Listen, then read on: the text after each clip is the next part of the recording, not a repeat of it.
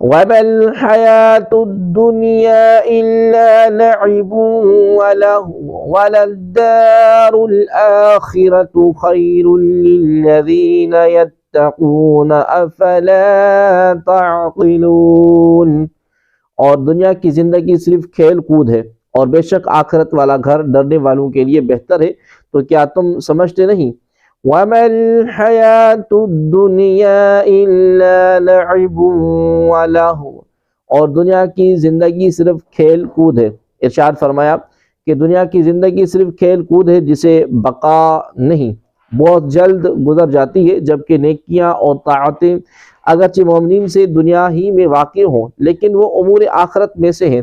مفتی احمد یار خان نعیمی رحمۃ اللہ تعالی علیہ نے بڑی پیاری بات ارشاد فرمائی، چنانچہ اس آیت کی تفسیر میں فرماتے ہیں کہ دنیا کی زندگی وہ ہے جو نفس کی خواہشات میں گزر جائے، اور جو زندگی آخرت کے لیے توشہ جمع کرنے میں صرف ہو وہ دنیا میں زندگی تو ہے مگر دنیا کی زندگی نہیں۔ لہذا انبیاء صالحین کی زندگی دنیا کی نہیں بلکہ دین کی ہے۔ غرضی کا غافل اور عاقل کی زندگیوں میں بڑا فرق ہے۔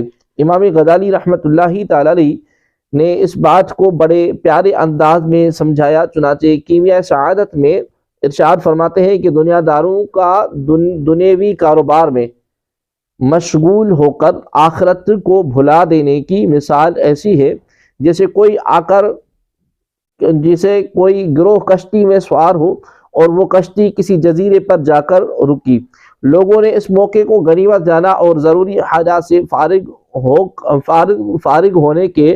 فارغ ہونے کے لیے جزیرے پر اتر گئے۔ ملاح نے اعلان کیا کہ یہاں زیادہ دیر نہیں رکیں گے، لہذا وقت ضائع کیے بغیر صرف طہارت وغیرہ سے فارغ ہو کر جلد واپس پلٹے۔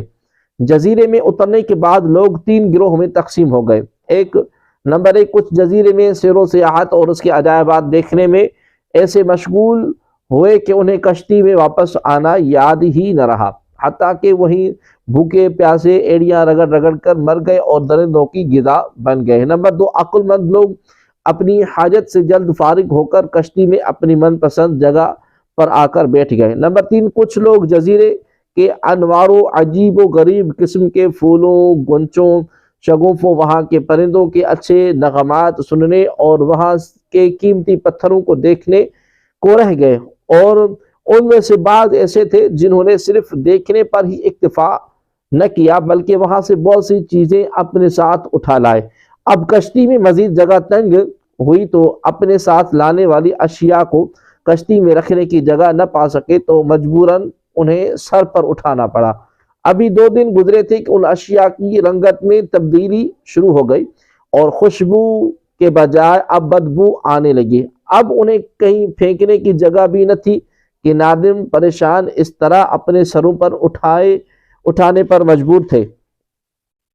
پہلے گروہ کی مثال کفار و مشرکین اور بد عقیدہ لوگوں کی ہے جنہوں نے اپنے آپ کو کلی طور پر دنیا کے سپرد کر دیا اور اس کے ہو کر ہی رہ گئے۔ اللہ تبارک و تعالی اور یوم آخرت کو فراموش کر دیا۔ انہوں نے دنیا کی زندگی کو آخرت کے مقابلے میں محبوب رکھا۔ دوسرا گروہ ان عقل مندوں کا تھا جسے مومنین سے تعبیر کیا گیا، وہ طہارت سے فارغ ہوتے ہی کشتی میں سوار ہوئے اور عمدہ سیٹوں کو پا لیا، یعنی جنت کے مستحق ہوئے۔ تیسرے گروہ کی مثال خطا کاروں کی ہے کہ انہوں نے ایمان کو تو محفوظ رکھا مگر دنیا میں ملوث ہونے سے بچ نہ سکے۔